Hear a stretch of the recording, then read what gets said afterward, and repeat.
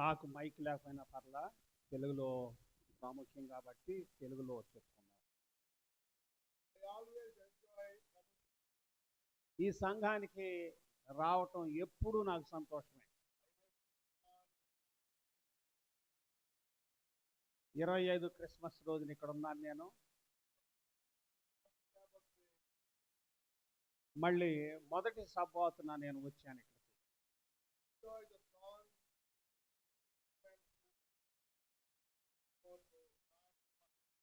కీర్తన 1వ అధ్యాయం గురించి ఈ పెద్దయ్య గారు పాడిన పాట అంటే ఎప్పుడు నాకు చాలా సంతోషం. కనీసం 1 డజన్ల సార్లు నేను ఆయన పాట విన్నాను. ఆ పాట పాడిన ప్రతిసారి నాకు ఆనందమే.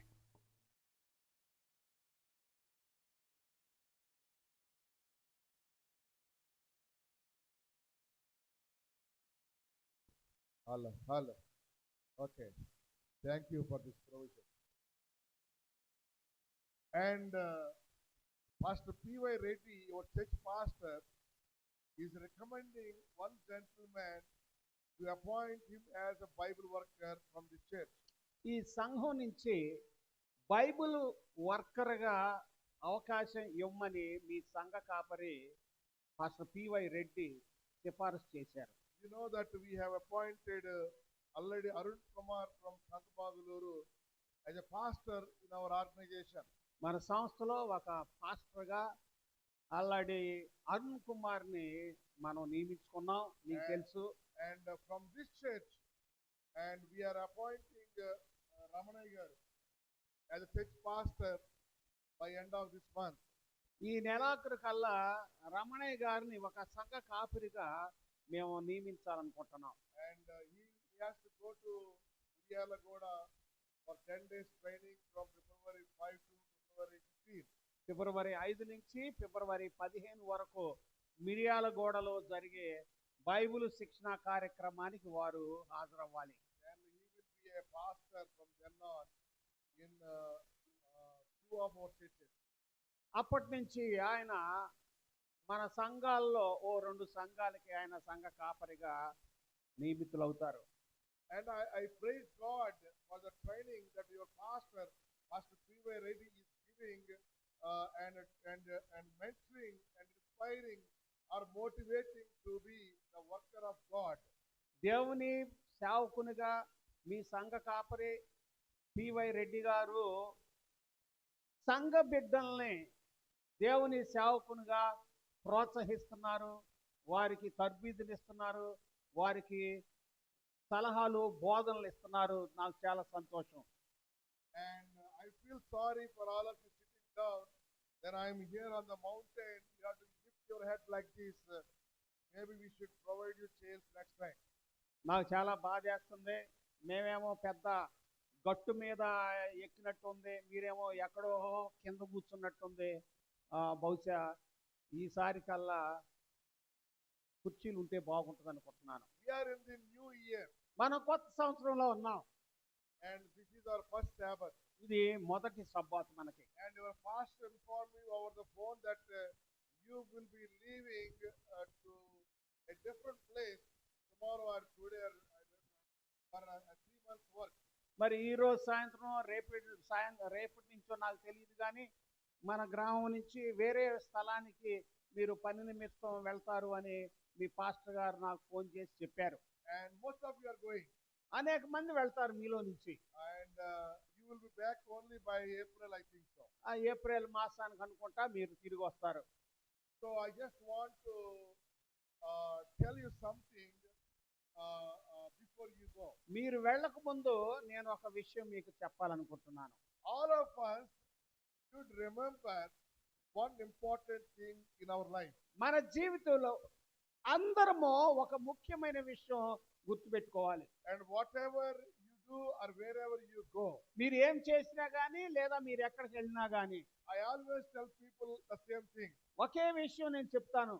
that you must remember you are a humble child of God. దేవునికి మీరు వినయము కలిగిన బిడ్డ అని మీరు గుర్తుపెట్టుకోవాలి. Never forget that we are a Christian. Christian. మనం క్రైస్తవులు అని ఎప్పుడు మరవద్దు. We are called as a special people. మనం ప్రత్యేక జనాంగంగా పిలుపునుందాం. You won't understand it now. ఇప్పుడు మీకు అర్థం అవదు.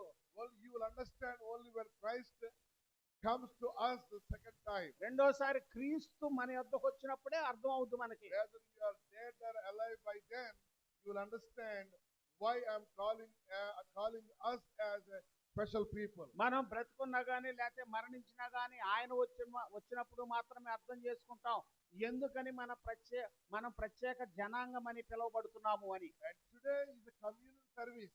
ఈ రోజు ప్రభురాత్రి భోజన సంస్కారము. But knowing that we are going out of the village for 3 months, మరి మీరు 3 నెలల పాటు ఈ గ్రామం నుంచి వెళ్తారని నాకు తెలిసి I have 2 messages today. 2 వర్తమానాలు ఉన్నాయి మీకు. I want to give you a counsel and a challenge in first message. మొదటి వర్తమానంలో మీకు ఒక ఉపదేశాన్ని ఒక సవాలు ఇవ్వాలనుకుంటున్నాను. And in my second message I want to talk about the bread and wine that we are going to take today. రెండో వర్తమానములో మనం తీసుకోబోయే ఆ ద్రాక్ష రసము ఆ రొట్టె గురించి చెప్తాను. I am very happy and pleased Mrs. Padma Reddy that she prepared this table before my sermon. నా వర్తమానానికి ముందే శ్రీమతి పద్మారెడ్డి వారి బృందము ఈ బల్లను సిద్ధం చేశారు. సంతోషము. But actually that should be ready before you take lesson study. అయితే ఇది ఎప్పుడు సిద్ధంగా ఉండాలంటే మన సబాదుబడి పాఠానికి ముందే సిద్ధపడి ఉండాలి. Before we could come onto the dais, the table should be ready. వేదిక మీదకి మేము రాకముందే ఇక్కడ బల్ల సిద్ధంగా ఉండాలి. But I'm still happy that it is there right now. అయినా కానీ మేము బోధించడానికి ముందే ఇక్కడ ఉన్నందుకు సంతోషిస్తున్నాను. So today my message to you is, కాబట్టి మీకు నా వర్తమానం ఏమిటంటే as you go out to some other place, మీరు వేరే స్థలానికి వెళ్తూ ఉండగా or as you go out for work on your regular duties, లేకపోతే మీ దైనందిన పని నిమిత్తము మీరు పనులకు వెళ్తూ ఉండగా, or as you go out into the hostels for your education purpose, లేకపోతే చదువు నిమిత్తం మీ విద్యార్థులు హాస్టల్కి వెళ్తుండగా, or will you stay back in the same village. లేకపోతే ఇదే గ్రామంలో మీరు ఉన్నా గానీ I just want to give an appeal first. ఒక విన్నపం మీకు We are చేయాలనుకుంటున్నాను. at the beginning of the new year, మనము నూతన సంవత్సర ప్రారంభ దశలో ఉన్నాం. and today Pastor P.Y. Reddy called me over the phone that there are 5 people who accepted Jesus as their savior and they are baptized. సొంత రక్షకునిగా అంగీకరించినటువంటి వారు బాప్తిస్మం ద్వారా 5 ఉన్నారని పాస్టర్ రెడ్డి గారు నాకు ఫోన్ లో చెప్పారు. I don't know from which village, but they have 5 members are baptized this morning. మరి ఏ గ్రామం నుంచో తెలియదు కానీ ఈ ఉదయం 5 యేసును రక్షకునిగా అంగీకరించారు. I prayed for them over the phone. Phone లోనే వారి గురించి ప్రార్థించాను. But to all of us, I have an appeal. కాబట్టి మనందరికీ ఒక మనవి ఉంది. Obey the will of God. దేవుని చిత్తానికి లోబడి ఉండండి. Don't forget God. దేవుణ్ణి మరవద్దు. Whether you work whole night or no sleep or there is sleep, but remember God.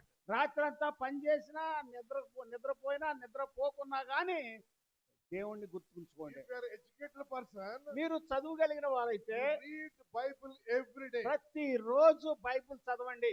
Even you are in the workplace, మీరు మీ పని చేసే స్థలంలో ఉన్నా గానీ, even if you are in the farmland, లేకపోతే మీరు పొలంలో ఉన్నా గానీ, but read at least 2 lines before you start your work. మీ పని మొదలు పెట్టక ముందు కనీసం 2 వాక్యాలు చదవండి. And if you are not educated, ఒకవేళ చదవటం రాకుంటే at least you pray before you begin anything on the day. కనీసం ఆ రోజు పనిని మొదలు పెట్టడానికి ముందు ప్రార్థించండి. Even though you are so tired, మీరు ఎంత అలిసినా గానీ but remember, give priority to God. దేవునికి ప్రాధాన్యత ఇవ్వండి. You know, in the Bible, బైబిల్లో there is one story, an instant recorded. ఒక సందర్భము ఒక సంఘటన ఉన్నది. This is in the 1 Samuel సమూయేలు మొదటి గ్రంథం and 4th chapter. 4వ అధ్యాయము. In this chapter, ఈ అధ్యాయంలో a war was taking place. ఒక యుద్ధము జరుగుతోంది. The war between Philistines and Israelites. ఫిలిష్తీయులకు ఇశ్రాయేలీయులకు మధ్య యుద్ధం జరుగుతోంది. There were so many wars between these two countries. ఈ రెండు దేశాల మధ్య చాలా యుద్ధాలు జరిగినాయి. There are permanent rivalries. వాళ్ళు చిరకాల శత్రువులు. So in the 4th chapter of 1 Samuel, సమూయేలు మొదటి గ్రంథం 4వ అధ్యాయంలో the battle was taking place. యుద్ధం జరుగుతూ ఉంది. And in that battle, ఆ యుద్ధంలో the Israelites were defeated. ఇశ్రాయేలీయులు అపజయులయ్యారు. And about 4,000 people were killed. 4,000 మంది మరణించారు. So they were so upset. చాలా విచారించారు. They were అందుబట్టి in agony. చాలా వేదనలో ఉన్నారు For వాళ్ళు. losing the battle. అయితే ఆ ఆ యుద్ధములో ఉన్నటువంటి సమాచారం ప్రకారం For losing the battle ఆ యుద్ధాన్ని పోగొట్టుకోవటం వల్ల and losing 4,000 people, 4,000 మందిని పోగొట్టుకోవటం వల్ల విచారిస్తున్నారు. they are so unhappy. చాలా విచారణలో ఉన్నారు. All the elders got together. పెద్దలందరూ సమకూడారు. Then they started reasoning out why we were defeated. మనం ఎందుకు ఓడాము అని వాళ్ళు చర్చించుకోవటం మొదలు పెట్టారు. And after discussion, they came to a conclusion. వారు చర్చించుకున్న తర్వాత ఒక ముగింపుకు వచ్చారు. Why has the Lord defeated us today before the Philistines? ఫిలిష్తీయుల That was the question. ఫిలిష్తీయుల ఎదుట ప్రభు మనలను ఎందుకని ఓడిపోనిచ్చాడు అనేది ప్రశ్న. Let us bring the ark of the covenant of the Lord from Shiloh to us. షిలోహు నుంచి దేవుని నిబంధన మందసాన్ని మన మధ్యకు తీసుకొద్దాం అని అనుకున్నారు. Then when it comes among us, it may save us from the hand of our enemies. ఆ నిబంధన మందసం మన దగ్గరకు వచ్చినప్పుడు శత్రువుల చేతిలో నుంచి ఆ మందసం మనల్ని కాపాడుతుంది అనుకున్నారు. That was the idea. అది వాళ్ళ అభిప్రాయం. So they decided to go and get it to the camp of Israelites. కాబట్టి ఇశ్రాయేలీయుల మధ్యకు ఆ దేవుని నిబంధన మందసాన్ని షిలోహు నుంచి తీసుకురావాలని నిర్ణయించుకున్నారు. So they brought it. తెచ్చారు. When the ark of the covenant of the Lord came into the camp, దేవుని యొక్క నిబంధన మందసము ఇశ్రాయేలీయులు ఉన్నటువంటి ఆ శిబిరము దగ్గరకు వచ్చినప్పుడు all Israel shouted so loudly that the earth was shook for some time. భూమి కొంతసేపు వణుకున్నట్లుగా కంపించున్నంత గట్టిగా ఇశ్రాయేలీలందరూ సంతోష ధ్వనులు చేశారు. They shouted with courage. వారు ధైర్యంతో సంతోష ధ్వని చేశారు. They shouted with confidence. వారు నమ్మకంతో సంతోష ధ్వని చేశారు. They thought they can win over Philistines because the ark was with them. దేవుని నిబంధన మందసము వారితో ఉన్నది కాబట్టి ఫిలిష్తీయుల మీద ఈసారి విజయము పొందగలము అని వాళ్ళు తలంచారు. Many times we do the same thing. చాలా సార్లు మనం అట్లనే చేస్తాం. Oh, nothing is going to happen to me. నాకు ఏమీ జరగదు. I am a baptized member of this church. ఈ సంఘంలో నేను బాప్తిసం పొందిన సభ్యురాల్ని. I accepted Jesus as my savior. నా స్వరక్షకునిగా యేసుని నేను అంగీకరించాను. I have 4 Bibles in my house. మా ఇంట్లో 4 బైబిళ్ళు ఉన్నాయి. We have one Bible in one bedroom, one Bible in the hall, one Bible in my bag. నా సంచిలోను నా బ్యాగులో లేకపోతే నా బెడ్రూమ్ 2 బెడ్రూమ్లో 2 బైబిళ్ళు, హాల్లో 1 బైబిల్ ఉన్నాయి నాకు.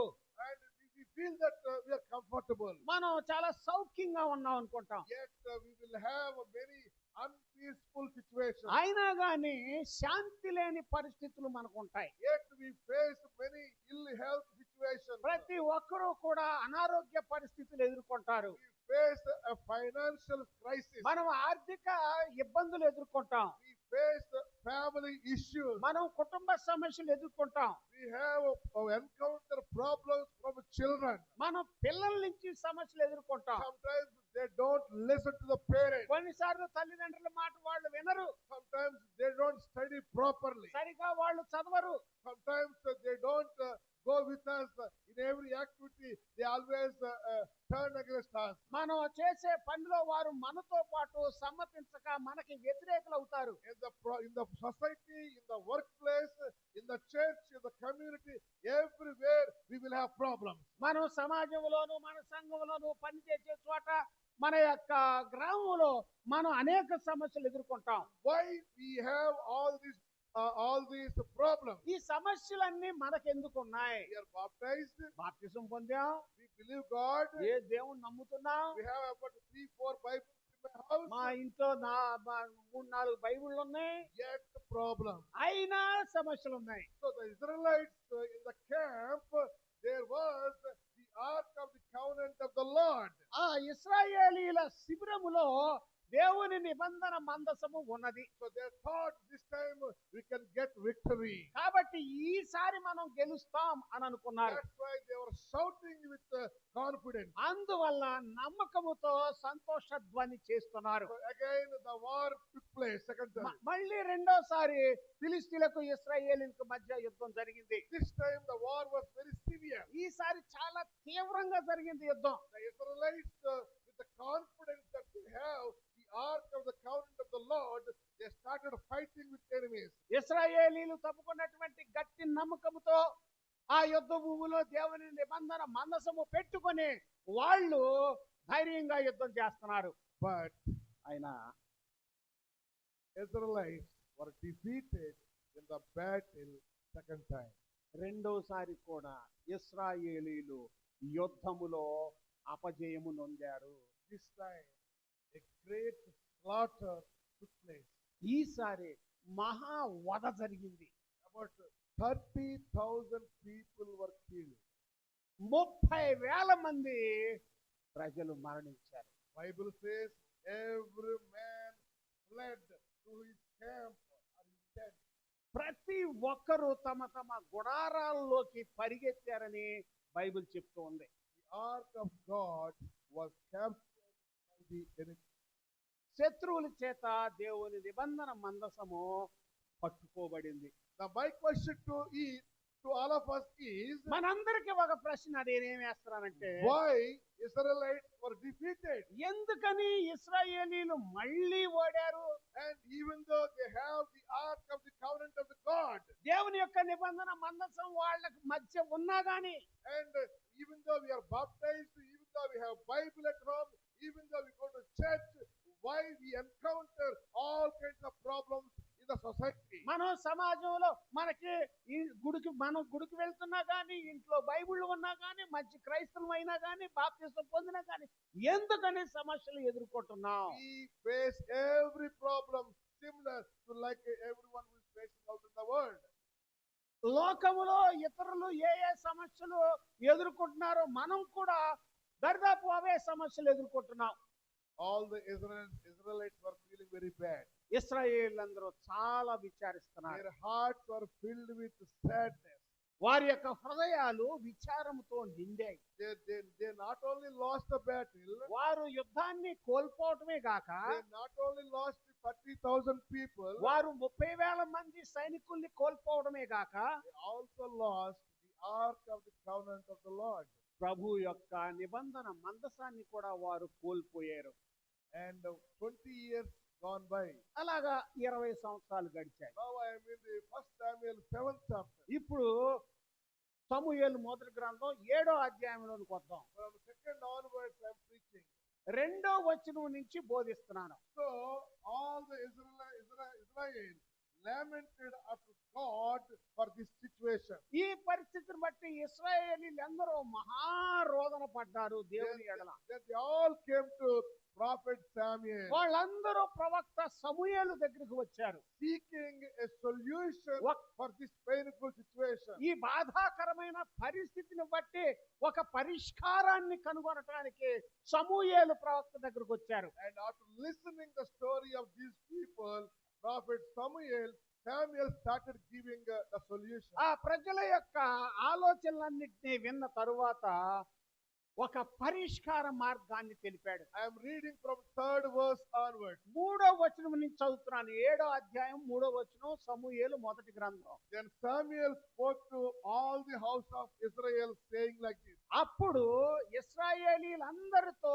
సమూయేలు ఈ మాటలు చెప్తున్నాడు. The first one, మొదటి మాట, if you return to the Lord with all your heart, మీ పూర్ణ హృదయముతో యెహోవా వైపు మీరు తిరిగిన ఎడల, whether you are in a different village or a different farm place, మీరు మీరు ఏ పొలంలో ఉన్నా కానీ లేకపోతే ఏ గ్రామంలో ఉన్నా కానీ for next 3 months, వచ్చే 3 నెలల్లో whether you have a sleep or no sleep, నిద్రన్నా నిద్ర లేకపోయినా whether you have a house or you are living in a tent in the farm, లేకపోతే మీరు ఇంట్లో ఉన్నా కానీ లేకపోతే ఆ పొలంలో ఒక గుడిసె కింద ఉన్నా కానీ remember, you must return to the Lord with your full heart. మీ పూర్ణ హృదయంతో యెహోవా యొద్దకు తిరిగి రావాలి. That is what the prophet Samuel was advising Israelites. ఇశ్రాయేలీయులకు ప్రవక్త అయిన సమూయేలు ఆ విధంగా సలహా ఇస్తున్నాడు. They thought if we have the ark of the covenant of the Lord with us, we can have victory over the enemies. శత్రువుల మీద కేవలం మనకి దేవుని నిబంధన ఉంటే సరిపోతుంది, మనం విజయం పొందుతాం అనుకున్నారు. Many times we also think that if we have Bible in our house, if we take baptism, that is enough. చాలా సార్లు మనం కూడా అనుకుంటాం ఇంట్లో బైబిల్ ఉంటే లేకపోతే మనం బాప్తిజం పొందితే విజయం పొందుతామని. That is not enough. అదే సరిపోదు. We must go to the word of God with our full heart. మన పూర్ణ మనస్సుతో దేవుని వాక్యానికి వెళ్ళాలి. The second advice is giving is రెండో సలహా ఏమిటంటే put away the foreign gods that you have among you. మీ మధ్య ఉన్నటువంటి అన్య దేవతలను విసర్జించండి They అని. used to worship foreign gods, Ashtaroth and Baal and etc. అస్తరోతు బయలు మిగతా అన్య దేవతల్ని వాళ్ళు పూజించేవారు. But we also have some gods. మనకు కూడా కొన్ని అన్య దేవతలు ఉన్నాయి. We worship some gods. కొన్ని దేవతల్ని మనం పూజిస్తాం. Self-righteous is one of the gods. ఒకటి స్వనీతి అనేది మనం పూజించే ఒక దేవత. Sometimes we feel that I am the greatest, I am the cleanest, I am the righteous than all other people. చాలా సార్లు మనం అనుకుంటా ఉంటాం ఇతరుల కన్నా నేనే గొప్పవాడిని లేకపోతే గొప్పదాన్ని, నీతిమంతుని, నీతి గలదానిని, నేను లేకపోతే ఏమి జరగదు అని అనుకుంటాం. That itself is worshipping yourself. ఆ విధంగా అనుకోవటమే మిమ్మల్ని మీరు ఆరాధించుకోవటం అవుతుంది. Sometimes we love money very much. కొన్నిసార్లు మనం అన్నిటికన్నా ఎక్కువగా ధనాన్ని ప్రేమిస్తాం. But to earn more money, డబ్బులు ఎక్కువ సంపాదించడం we కోసం try to work round the clock. 24 గంటలు పనిచేస్తూనే ఉంటాం. Whether it is Sabbath day or a different day, no matter what, we want money, we will work every day. తప్పాది రోజైనా వేరే రోజైనా కానీ ధన సంపాదనే మనకు ముఖ్యం. So, having a great likeness towards money is also having a God in your heart. ధన సంపాదన ఎడల మహా కోరిక ఇష్టము ఉండటము కూడా అన్య దేవతను ఆరాధించినట్టు. So here, Prophet Samuel is advising Israelites, you need to put away the foreign gods from you. సమూయేలు ప్రవక్త ఇక్కడ ఇశ్రాయేలీయులకు మీ మధ్య ఉన్న అన్య దేవతల్ని విసర్జించండి అని సలహా ఇస్తున్నాడు. The same way, dear friends, ఆ విధంగానే ప్రియ స్నేహితులారా, you need to put away the desires of anything in this world, whether it is on a money or a fame or a name or a power or position, anything you need to put away than God. దేవుని మీద కన్నా ఎక్కువగా మీకు పేరు ప్రతిష్టల మీదనో లేకపోతే గౌరవం మీదనో లేకపోతే ధనం మీదనో ఏ కోరిక ఉన్నా కానీ దాన్ని విసర్జించాలి. And the third condition, Prophet Samuel was telling the Israelites. సమూయేలు ప్రవక్త ఇశ్రాయేలీయులతో చెప్పిన మూడవ పరిష్కార మార్గం ఏమిటంటే Prepare your heart for the Lord and serve Him only. ప్రభు కోసము మీ హృదయాన్ని సిద్ధము చేసుకొని ఆయన మాత్రమే పూజించండి. So 3 conditions. కాబట్టి 3 షరతులు. One is ఒకటి, return to the Lord with your full heart. మీ పూర్ణ హృదయంతో యెహోవా యొద్దకు మరలి రండి. Second one is రెండవది, put away the foreign gods. మీ మధ్య ఉన్న అన్య దేవతల్ని విసర్జించండి, పారవేయండి. The third one is మూడవది, prepare your heart to serve your God. నీ దేవుణ్ణి పూజించడానికి మీ హృదయము సిద్ధపరచుకునండి. In the same way, dear friends, ఆ విధంగానే ప్రియ స్నేహితులారా, when you go to work in different village, మీరు వేరే వేరే గ్రామాలకి ప్రదేశాలకి పనిచేస్తాకి వెళ్ళినప్పుడు remember 3 things. ఈ 3 విషయాలు గుర్తు పెట్టుకోండి. Every day morning, ప్రతిరోజు ఉదయం you return back to your God. మీ దేవుని యొద్దకు తిరిగి రండి. Open your Bible. Me Bible తీయండి. If you are educated, చదువు ఉంటే, if you are not educated, ఒకవేళ చదవలేకుంటే hold your Bible like this. Bible ఈ విధంగా పట్టుకోండి. When you pray to God. దేవునికి ప్రార్థించండి. Read the Bible if you know. మీకు తెలిస్తే బైబిల్ చదవండి, Otherwise, you pray to God. లేకపోతే ఇలాగ ప్రార్థన చేయండి. Give glory to God first. మొట్టమొదటిగా దేవునికి మహిమనివ్వండి. You honor Him first. ఆయన్నే గౌరవించండి. మొదటగా Prepare your heart to worship Him. ఆయన్ని పూజించడానికి మీ హృదయం సిద్ధం చేసుకోండి. And on every Sabbath day, ప్రతి సబ్బాతు రోజున you worship Him before you do anything. మీరు ఏం చేయక ముందు ఆయన్ను పూజించండి. Then all the Israelites అప్పుడు ఇశ్రాయేలీలందరూ did whatever prophet Samuel said. సమూయేలు ప్రవక్త చెప్పిన దాన్నంతా చేశారు. They put away the foreign gods. తమ అన్య దేవతల్ని వాళ్ళు పారవేశారు. They served the Lord. ప్రభువుని సేవించారు. Then they went for battle again. మళ్ళీ యుద్ధం వచ్చింది. వాళ్ళు యుద్ధానికి వెళ్ళారు. The third time the battle was taking place మూడవసారి యుద్ధం జరుగుతోంది. between the Israelites and Philistines. మళ్ళీ ఫిలిస్తీన్లకు ఇశ్రాయేలీలకు మధ్య. This time ఈసారి the Lord fought with the enemies on behalf of Israelites. ఇశ్రాయేలీల తరపున యెహోవా యుద్ధం చేశాడు. As a result, ఫలితముగా Israelites won the battle. ఇశ్రాయేలీలు యుద్ధము గెలిచారు. Philistines were defeated. ఫిలిస్తీయులు ఓడారు. So, in the 12th verse, కాబట్టి 12వ వచనంలో మనం చూద్దాం. after the victory over the enemies, శత్రువుల మీద విజయము పొందిన తరువాత it says here, ఈ విధంగా చెప్తూ ఉన్నది. then prophet Samuel took a stone and set it up between Mizpah and Shen. సమూయేలు ప్రవక్త ఒక రాయిని తీసుకొని మిస్పాకును షేనుకు మధ్య దాన్ని నిలిపాడు. And called its name Ebenezer, ఆ రాయికి ఎబినేజరు అని పేరు పెట్టాడు. saying, thus far the Lord has helped us. ఇప్పటి వరకు యెహోవా మనకి సహాయం చేశాడు అని చెప్పాడు. In the same way, dear friends, ఆ విధంగానే ప్రియ స్నేహితులారా, if it is possible by the grace of God, when I meet you in April again, మళ్ళీ దేవుని కృప వలన సాధ్యమైతే ఏప్రిల్ మాసంలో నేను కలిసినప్పుడు, మిమ్మల్ని కలిసినప్పుడు everybody must say here is my Ebenezer. ఇక్కడ ఇదిగో నా ఎబినేజరు అని మీరు చెప్పగలగాలి. The Lord has helped me up to this point. ఈ క్షణం వరకు దేవుడు నాకు సహాయం చేశాడని చెప్పగలగాలి. I left my family here. నా కుటుంబాన్ని విడిచి I వెళ్ళాను, left my village నా గ్రామాన్ని విడిచి వెళ్ళాను, to a different village. నేను వేరే గ్రామానికి పని నిమిత్తం వెళ్ళాను, I worked for 90 days. నేను 90 రోజులు పనిచేశాను, Come back. మళ్ళీ నేను ఇంటికి తిరిగి వచ్చాను. God blessed me with good health. ఆరోగ్యంతో దేవుడు నన్ను దీవించాడు. God blessed me with protection. దేవుడు తన కాపుదలతో దీవించాడు. God blessed me with the financial gain. ఆర్థిక లాభముతో దేవుడు నన్ను దీవించాడు. God blessed me with his work. పనితో నన్ను దేవుడు దీవించాడు. Now I have come back.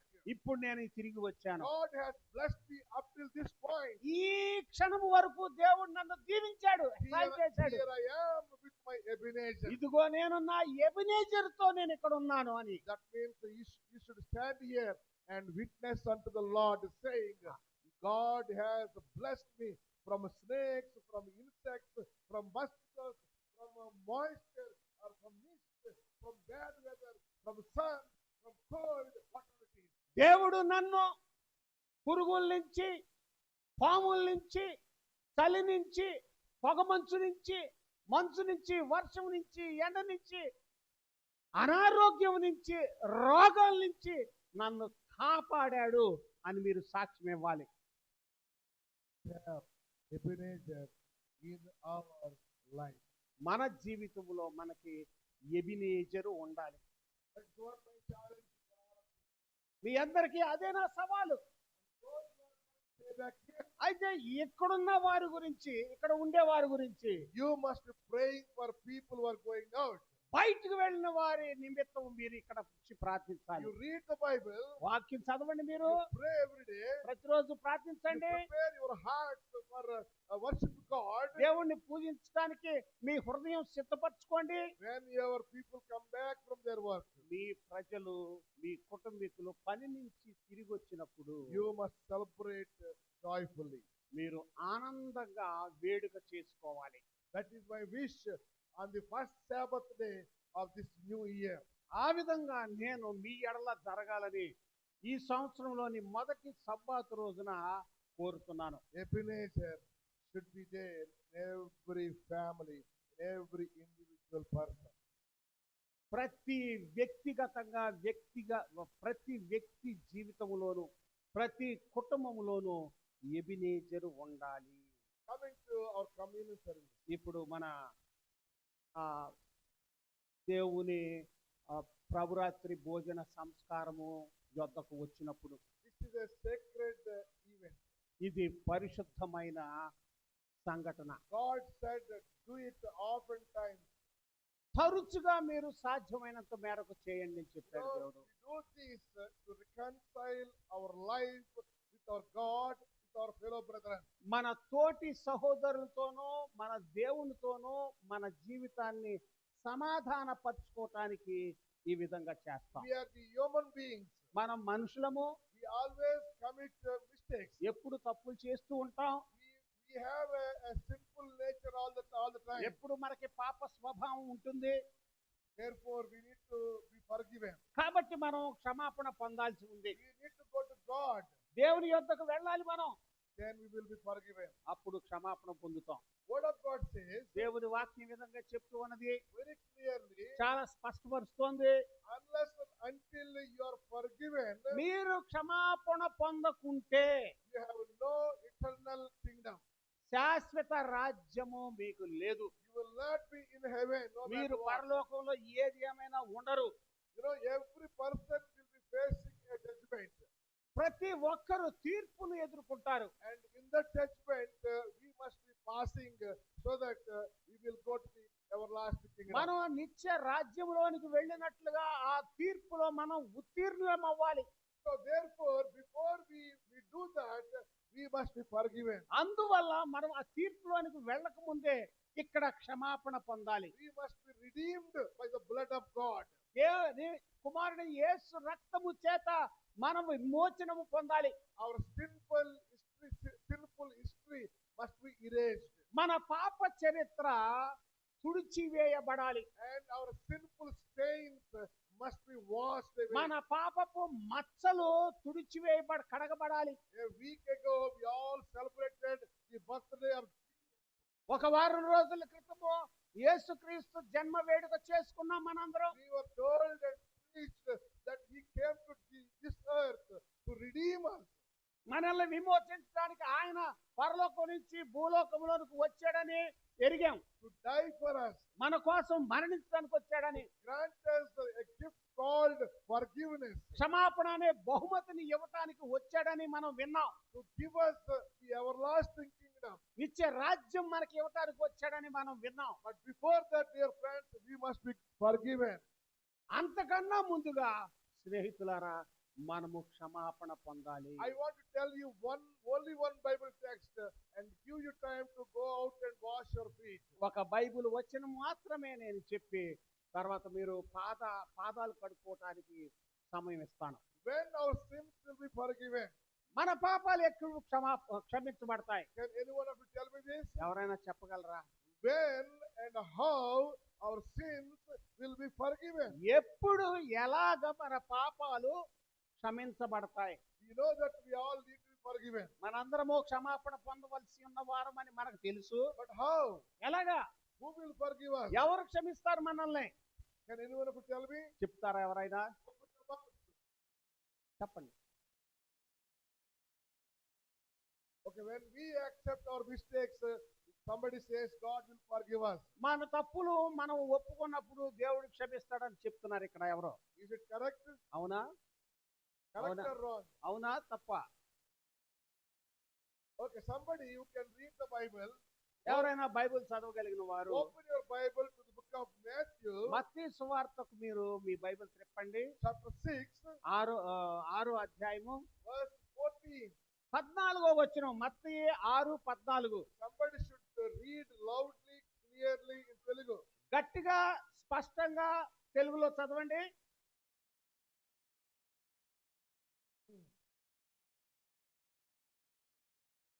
Okay, just agamba. అక్కడ ఆగండి. The word of God clearly says, వాక్యం స్పష్టంగా చెప్తోంది, I want my sins to be forgiven.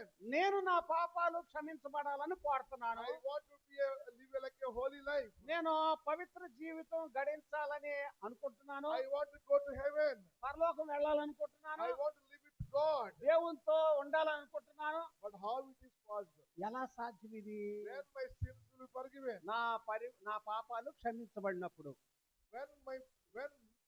How my sins will be forgiven? ఎలా నా పాపాలు క్షమించబడతాయి? The word of God clearly says, దేవుని వాక్యం స్పష్టంగా చెప్తుంది, if you forgive your fellow brethren sins against you.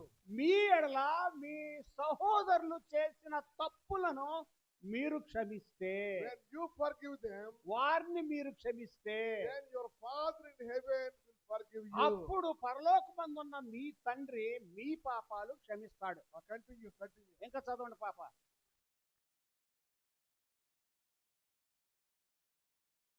So if you don't forgive, మీరు క్షమించకుంటే our sins will not be forgiven by God. మన పాపాలు కూడా దేవుని చేత క్షమించబడవు. That is very simple today. అది చాలా సాధారణంగా ఉంది ఇది. Why we go out and touch somebody's feet? మనం బయటికి వెళ్ళి ఇంకొకరి పాదాలు ఎందుకు కడుగుతాం, ఎందుకు ముట్టుకుంటాం? Ask for forgiveness. క్షమాపణ అడగడానికి. Go out. మీరు బయటికి వెళ్ళినప్పుడు మీ సహోదరుల పాదాలు కడగటానికి మీరు సిద్ధంగా ఉన్నప్పుడు స్నేహితుల్ని తీసుకోవద్దు. మీరు Don't choose your dear one. మీకు ప్రియులైనటువంటి వారిని మీరు ఎంచుకోవద్దు కడుగుతాకి. మీరు కష్టంగా భావించే ఈ వేరే వ్యక్తిని ఎన్నుకోండి. అపార్థం ఉన్నటువంటి మీకును ఆ వ్యక్తికి అపార్థం ఉన్న ఎడల ఆ వ్యక్తిని మీరు ఎంచుకోండి.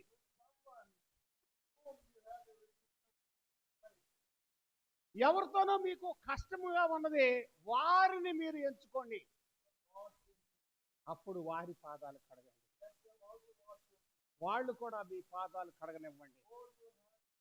ఇద్దరు కలిసి చేతులు పట్టుకోండి, మీ యొక్క తలలు పైకెత్తండి, దేవునికి ప్రార్థించండి.